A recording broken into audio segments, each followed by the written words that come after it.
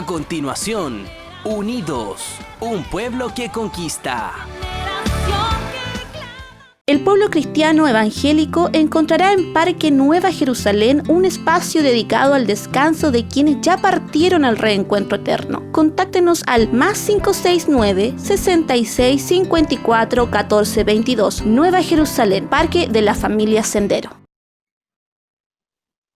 Muy buenas tardes, bienvenidos a Unidos, un pueblo que conquista. Saludamos a todas las personas que sintonizan este capítulo y también saludamos a nuestro auspiciador, el Parque Nueva Jerusalén. Parque Nueva Jerusalén tiene disponibles varios servicios a sus clientes. Para saber más detalle de ellos, solo debe contactarles al +569 66 54 14 22. En ese número de teléfono van a responder a todas sus consultas. El día de hoy estaremos conversando con el pastor Patricio Curinao. ¿Cómo está, pastor? Hola Marlene, ¿cómo está? Gusto de saludarle en este momento. Muy bien, gracias al Señor y agradecido a usted y a la producción, ¿cierto?, por darnos esta nueva instancia. Sí, es lindo porque hemos podido hablar en los últimos capítulos de un tema que es súper importante, sobre la pérdida no solamente de un ser querido, sino pérdida que puede abarcar tantas cosas, de trabajo, de una relación, etcétera. Hay tantos tipos de pérdidas que vivimos en la vida, entonces, bueno, saber un poco más sobre esto. Así que ha sido una bendición escucharle, pastor. Pero antes de avanzar, a mí me gustaría que usted nos pudiera comentar y hacer un repaso de todo el proceso y las etapas que uno vive ante una pérdida. Bueno, Marlene, todo esto lo que estamos comentando y vamos a compartir en esta hora tiene un contexto por lo menos en nuestra vida, ¿cierto? A raíz de la partida de nuestra hija Cote hace 4 años y un par de meses, en donde tuvimos que buscar justamente consuelo en el Señor y consuelo mediante la oración, pero también mediante la experiencia que otros vivieron al respecto. Y nos encontramos con una serie de enseñanzas que hoy podemos compartirlas con todos nuestros amigos. Decir que los duelos, porque la palabra duelo significa dolor, ¿ya? Y es un tiempo, el duelo es un tiempo que está caracterizado por etapas, así por lo menos los psiquiatras y psicólogos tratando de ayudar a las personas a entender el dolor que están viviendo, han escrito, ¿cierto? Y han subdividido el duelo propiamente tal, el proceso en etapas. Y nosotros hemos estado comentando varias veces en este mismo programa, ¿cierto? Algunas de las etapas, o más bien las 6 etapas que nosotros estamos considerando en una etapa de duelo. Vale decir, primero que nada, la conmoción, ¿cierto? Que es la etapa inicial donde los hechos ocurren. Y particularmente cuando tienen un componente trágico, obviamente la conmoción es mucho más impactante. Hablamos del golpe que recibe el individuo, la familia, la colectividad frente a un hecho no programado, que no estuvo, ¿cierto?, informado, sino que de repente aparece. También en las muertes anunciadas, como por ejemplo cuando muere un anciano o cuando muere una persona que ya ha vivido una enfermedad, ¿cierto?, de largo tiempo.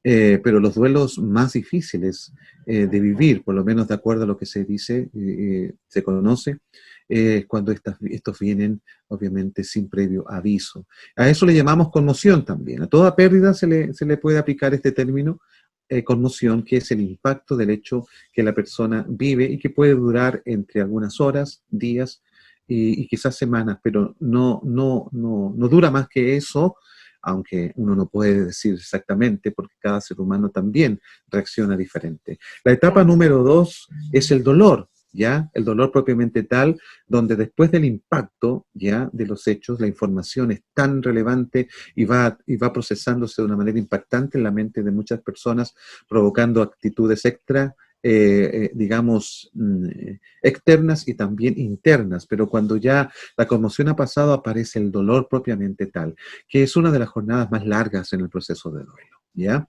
Es donde la gente llora, donde la gente, ¿cierto?, se inhibe de grupos sociales o comienza a encerrarse en sí misma dependiendo del temperamento y también la cosmovisión cristiana que la persona tenga de la muerte o de la pérdida, como usted lo señaló. El punto número 3 o etapa número 3 es la lucha, es donde la persona trata de encontrar una respuesta a lo que ha vivido. Trata de buscar un responsable o un culpable, ¿cierto?, de lo que le ha tocado vivir en cuanto a esa pérdida propiamente tal. Y es un momento también que es confuso por lo demás, ¿cierto? Porque uno no quiere estar en la vida culpando y haciendo responsable a la gente por el dolor que está viviendo, pero es parte del proceso y a veces es necesario también vivirlo y vivirlo adecuadamente. La etapa cuarta es la etapa donde nosotros ya comenzamos a rendirnos, después de haber sufrido y luchado, ¿cierto? Llega un momento en que uno dice, ok, ¿qué voy a hacer con esto? ¿Qué voy a hacer con este dolor? Y comienza a buscar a Dios o comienza a buscar también una manera de decir, ok, tengo que vivir con esto. Este es un dolor que voy a tener que aprender a vivir y eso ya indica que la persona está buscando instancias para poder aceptar el hecho que le ha ocurrido. Y la etapa número 5, que es la santificación, y todos estos términos más bien tienen que ver con nosotros los cristianos. La Claro. santificación, propiamente tal, es cuando yo ya después de haberme rendido a Dios, haber aceptado, ya Señor, esto me pasó a mí, y con tu ayuda voy a comenzar a vivirlo. De esa manera comenzamos a tomar el dolor como si fuera algo material y llevárselo a Dios, quien a su vez, ¿cierto?, lo aparta. La palabra santificación viene de santificar, que significa que Dios aparta algo a una persona, a un objeto, pero también una experiencia, ¿cierto?, para producir en ella o con ella una experiencia que realmente pueda verse a Dios obrando. Eso es santificar, que Dios la aparta para sí con fines y propósitos sublimes. Y finalmente, la etapa última, ¿cierto?, que es la etapa del servicio, en donde toda la experiencia que he vivido, ¿cierto?, sirve para que otros también conozcan el consuelo de Dios que nosotros hemos experimentado, y para eso hay dos pasajes sublimes que yo quisiera mencionar, como 2 de Corintios capítulo 1, cuando Pablo dice, cierto, bendito sea el Dios y Padre de nuestro Señor Jesucristo, Padre de misericordias y Dios de toda consolación, el cual nos consuela en todas nuestras tribulaciones con el consuelo que Él nos da. Y todo ese capítulo habla acerca de una experiencia que Pablo vivió y cómo recibió consuelo. El otro versículo es Filipenses capítulo 1, versículo 12, que para mí es uno de mis versículos preferidos, donde Pablo dice, hermanos, quiero que sepan que las cosas que me han sucedido han redundado más bien para el progreso del Evangelio.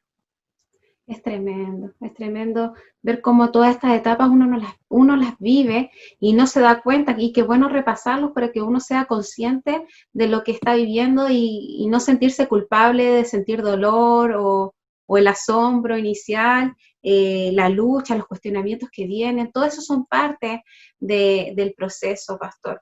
Es tan Sí, importante hablar de esto porque es un tiempo sí. donde estamos viviendo tiempos complejos.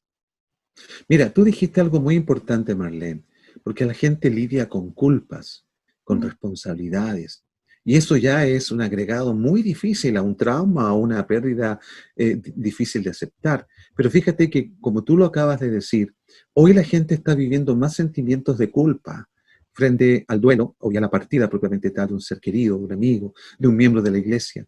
¿Sabes por qué? Porque el duelo en pandemia se ha hecho mucho más difícil.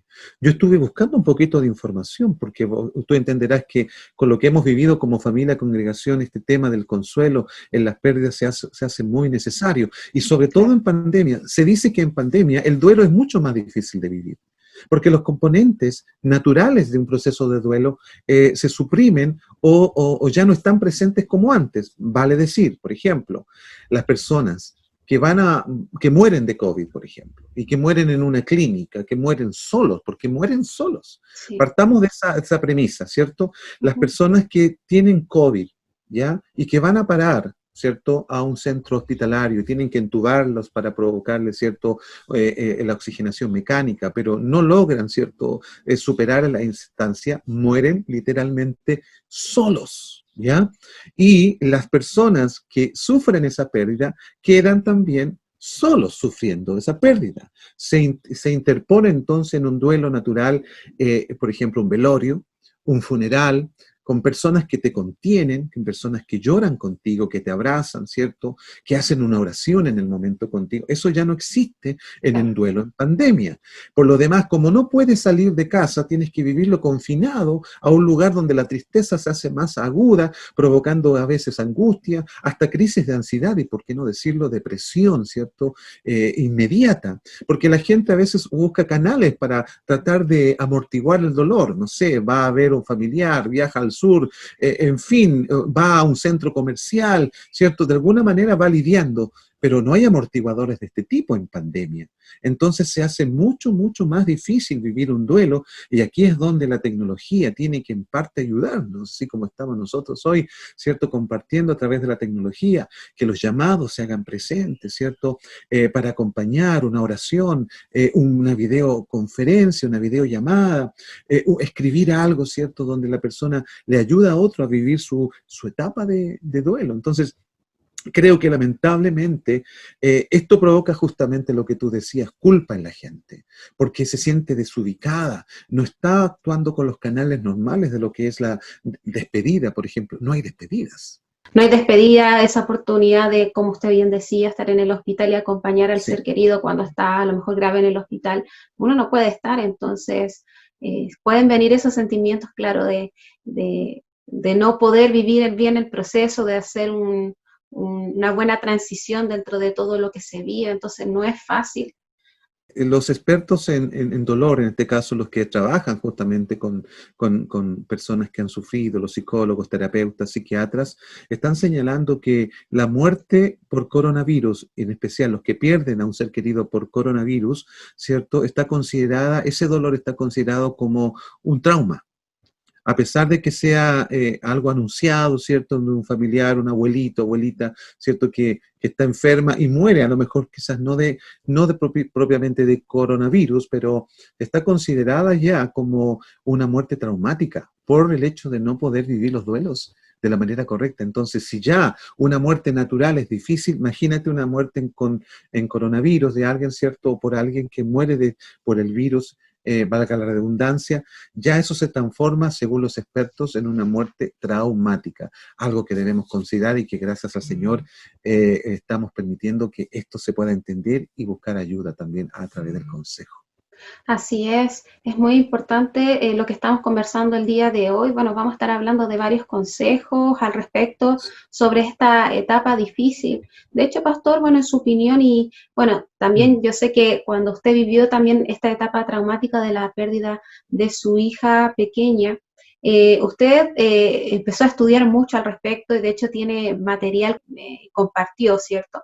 ¿Nos podría hablar de la lucha que tenemos con Dios en etapas difíciles? Marlene, fíjese que la lucha es una etapa, es la tercera etapa dentro del proceso de duelo, ¿cierto? Y la lucha se caracteriza justamente eh, porque no hemos aceptado lo que nos ha ocurrido. Ese es el tema. Y por lo tanto, cuando nosotros estamos luchando con Dios en este caso, o con un sistema que no tuvo la suficiente capacidad de impedir que esta persona, ¿cierto?, nuestro ser querido, muriera o se fuera de este mundo, ¿cierto?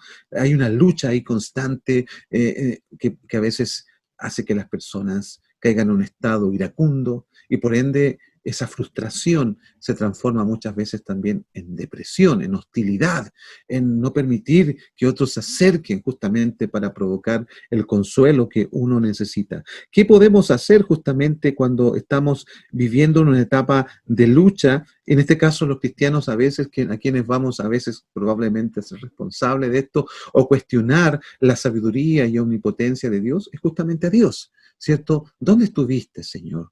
Recordemos que estos son lenguajes conocidos. Las hermanas de Lázaro, cuando Jesús aparece después de 4 días, ¿cierto?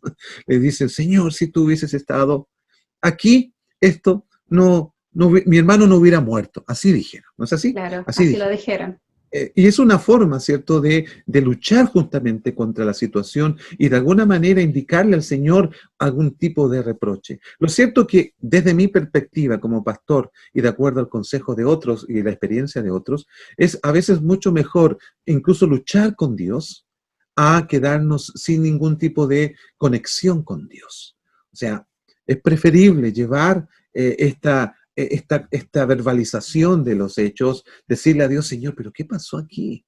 ¿Qué pasó, Señor? ¿No se supone que tú estás a favor nuestro o que tú has dicho en tu palabra esto? Es mejor a veces interactuar a Dios de esta manera que caer en un estado de incredulidad, de apatía, de negar a Dios en nuestra vida. La lucha está dentro de las posibilidades que un cristiano puede vivir como etapa de duelo y que Dios por lo demás no se escandaliza por este hecho. Vemos que las hermanas de Lázaro las dos dijeron lo mismo casi a Jesús. Vemos también en personajes de la Escritura, particularmente en el Antiguo Testamento, donde Moisés, por ejemplo, ¿cierto? Muchas veces dijo, Señor, yo no busqué ser el líder de este pueblo, por decirlo de alguna manera, ¿cierto? Luchaba con Dios, y para qué decir el ejemplo emblemático de Jacob, ¿cierto? Claro. Que en un momento, ¿cierto? Cuando él estaba ahí, ¿cierto? Y venía de vuelta porque Dios le había dicho que viniera, ¿cierto?, a su tierra de origen.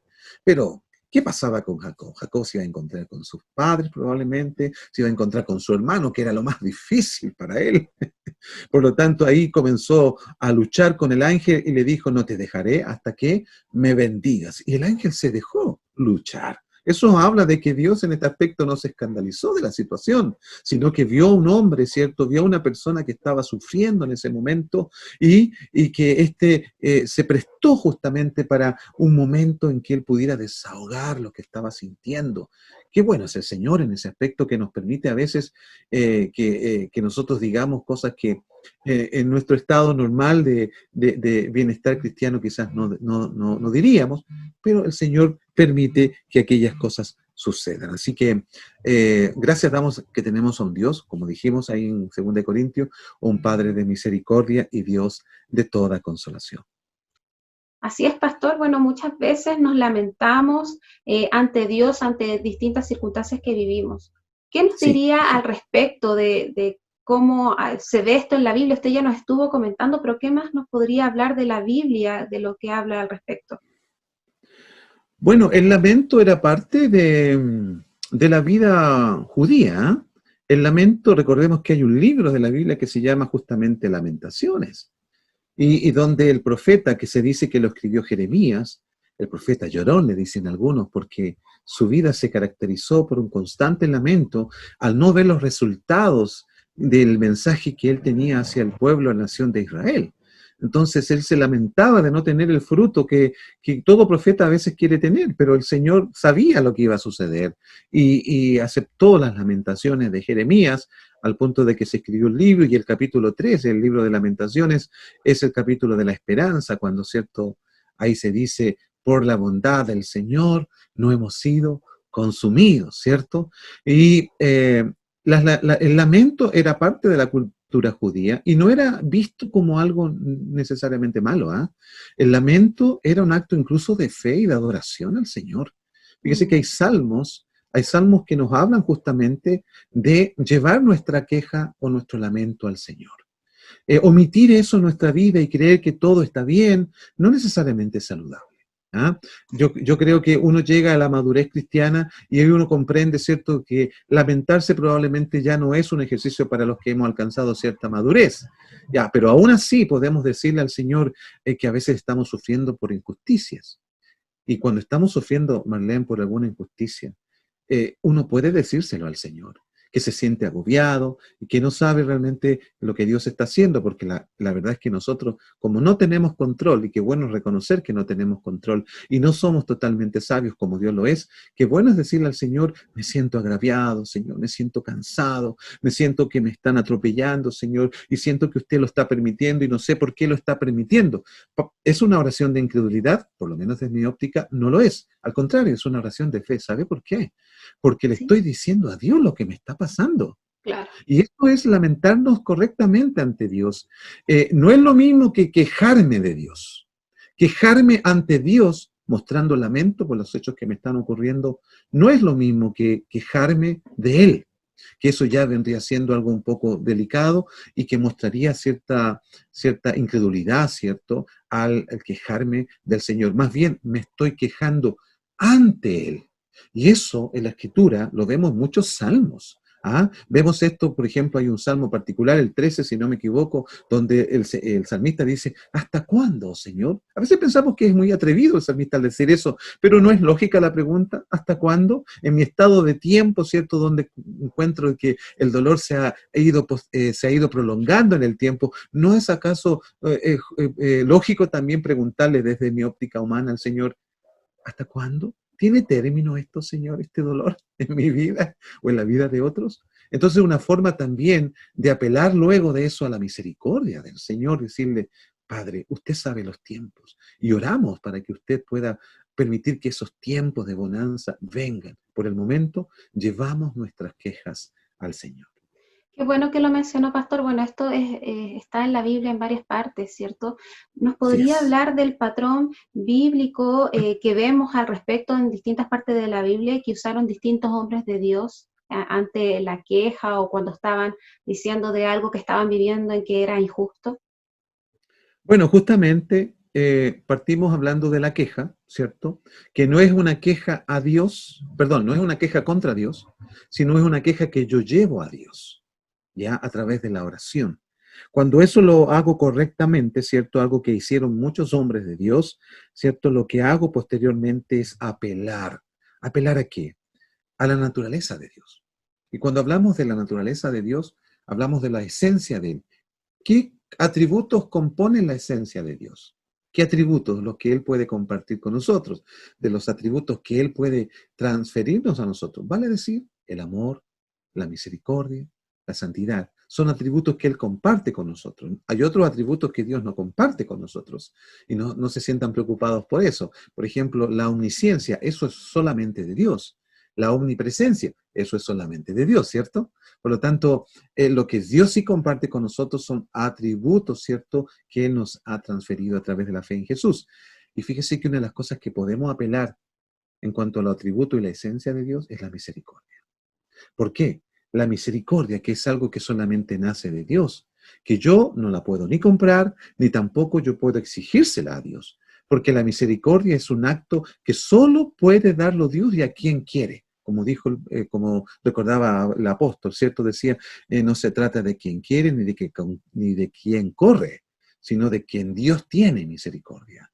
Pero Así como la es. misericordia es algo que le nace a Dios hacer, el profeta Miqueas, si no me recuerdo, decía, ¿cierto?, que Dios se deleita en tener misericordia. Yo entonces apelo. ¿Qué significa apelar? Significa, Señor, usted ha dicho en su palabra que es un Dios de misericordia, y no la merecemos. Ojo con este detalle, Marlene, importante, porque algunas veces reclaman la misericordia de Dios como si la merecieran. Hay un principio muy importante que destacar acá. La misericordia no se merece, porque si la misericordia se mereciera, ya no sería misericordia, sería un pago, sería, ¿cierto?, una deuda que Dios tuviera con nosotros, algo que no es así. Por lo tanto, apelamos a la misericordia, decirle, Señor, usted se deleita en tener amor por quienes no merecen nada. Apelamos a este atributo de su naturaleza tan hermoso, Señor, y le rogamos tener misericordia en estas instancias que estamos viviendo. Sí, es importante todo lo que el patrón que se pueda ocupar. Pastor, usted podría hablar en una forma práctica, a lo mejor si yo estoy viviendo un momento difícil, ¿cómo le puedo expresar confianza ante cosas que no comprendo al Señor? Bueno, en una situación, por ejemplo, en una situación como la que nosotros mismos vivimos como familia, ¿cierto? Donde nosotros le recordamos, que es el tercer punto, en lo que es un patrón de comportamiento, ¿cierto?, con respecto a una necesidad especial. Me estoy recordando de este pasaje cuando el Señor está diciéndole de que Él no nos va a dar una prueba que no podamos soportar, sino que fiel es Dios que nos dejará ser probados más de lo que podemos soportar, sino que dará juntamente con la prueba, la salida. ¿Se acuerdan ustedes de ese Así es, pasaje? Y sí, cuando nosotros vivimos esta experiencia, el Señor trajo esta palabra a nuestra vida, ¿ya? Y la recordamos una y otra vez, porque justamente decía que las pruebas que estábamos viviendo son de carácter humano, ¿ah? Y por lo tanto, dice que en esa prueba que el Señor nos dio, ¿ya?, dice que su fidelidad se aplica. ¿En qué sentido se aplica? En que al darnos una prueba, Él también nos va guiando hacia la salida. Entonces, una manera de aplicar esta palabra a nosotros, esta promesa, y otras tantas, justamente decirle al Señor, Señor, usted ha dicho que en medio de la prueba, usted que es fiel, porque ahí está nuevamente el carácter de Dios, la naturaleza de Dios, su fidelidad. Y en su fidelidad, Él nos ha dicho lo siguiente, que juntamente con la prueba, Él nos va a dar ¿qué? La salida, para que podamos Amén. soportar. Entonces, cada vez que nosotros estamos viviendo un dolor, como por ejemplo el de una pérdida, sea de un ser querido que murió, sea la pérdida del trabajo, que es algo que también se está dando cada día, sea la pérdida de un presupuesto que hemos tenido, que era normal, pero que ya no lo es en muchos hogares, en muchas familias. Hay muchos tipos de pérdida. Podemos aplicar esta palabra. Señor, apelamos a su naturaleza. ¿Cuál? Que usted es fiel. Y en su fidelidad usted nos ha dicho que va a estar con nosotros en medio de la prueba, guiándonos a la salida que usted mismo, juntamente con la prueba, ha prometido darnos. Qué hermoso. Entonces, repasando, una de las cosas válidas es que cuando yo estoy viviendo algo difícil, yo puedo ir y decirle al Señor lo que pienso sin quejarme de Dios, sino hablarle de lo que yo estoy viviendo y lo que pienso que es Sí. injusto, apelar a su naturaleza después, ¿cierto? Después podemos recordarle lo que él ha dicho. Hay tantas palabras y promesas en la Biblia, o lo mismo que nos ha dicho a través de profecías, ¿cierto? Y finalmente, expresar confianza en Dios, en que Él tiene el control, porque tenemos que reconocer, nosotros nunca hemos tenido el control, y esa es una de las cosas que a veces luchamos con Dios, como que quisiéramos tener el resultado, porque decimos, bueno, nosotros pensamos que debería ser así, pero no, al final siempre el control de cualquier situación es del Señor. Así es, Marlene, mostramos confianza en el Señor cuando le manifestamos, ¿cierto? El dolor que estamos viviendo, sea esto por una partida, por una injusticia, por alguien que habló mal de nosotros, le manifestamos este dolor al Señor. No tenemos que omitirlo, no tenemos que guardarlo. Guardarlo a veces puede ser una contraindicación en nuestra vida espiritual, porque tenemos un Padre que nos escucha, ¿cierto? Y que podemos llevarle de manera correcta lo que pueda estarnos haciendo sufrir, como también es importante, ¿cierto?, apelar a la misericordia de Dios, apelar a sus promesas, ¿cierto? Insisto en el hecho de que la misericordia, Dios no nos debe misericordia. Eso es un Así acto que es. solamente Dios lo da en función, ¿cierto?, de su naturaleza primeramente, y segundo, cuando ve que nosotros estamos en una miseria tal que el Señor tiene compasión, porque eso, pero no es algo que el Señor está obligado a hacer. Pero el Claro. Señor lo hace porque Él se deleita en hacerlo, porque es un Dios bueno y amoroso. Para finalizar, me gustaría que usted nos pudiera dar las plataformas en que podemos encontrarla a usted, pastor. Bueno, gracias por la pregunta, Marlene. La verdad es que, primero que nada, me siento muy honrado de que ustedes también representando el programa que usted en este momento está dirigiendo, tener estas instancias para animar, para aconsejar, para acompañar, si es necesario también, a muchas personas que están sufriendo pérdidas muy significativas. Bueno, la música ha sido una forma también en llevar consuelo. Y particularmente la música que nos ha dado es música que se hace en base a la palabra del Señor. La música es un medio, es la excusa, por llamarlo de alguna manera, donde nosotros hemos plasmado la palabra del Señor, los salmos particularmente y otras porciones de la Escritura, a modo de que éstas también al cantarse hagan mostrar confianza en Dios, nos hagan renovar nuestra mente, nos permitan renovar nuestra mente, nos permitan recrear nuestra fe y nuestra confianza en Dios. Es por eso que tenemos cinco producciones musicales a disposición de nuestros hermanos, amigos, ¿cierto? Todas basadas en la palabra del Señor. Tenemos un canto que también hicimos a nuestra hija, que partió ya, donde expresamos también nuestra fe y cómo Dios nos ha ido consolando. Y todo eso está en plataformas como Spotify, iTunes y también en YouTube, donde ustedes pueden buscar bajo el nombre Patricio Curinao, ¿cierto? Esta música que está para bendecir al pueblo del Señor y está para bendecir a todos aquellos que están buscando al Señor, buscando su consuelo.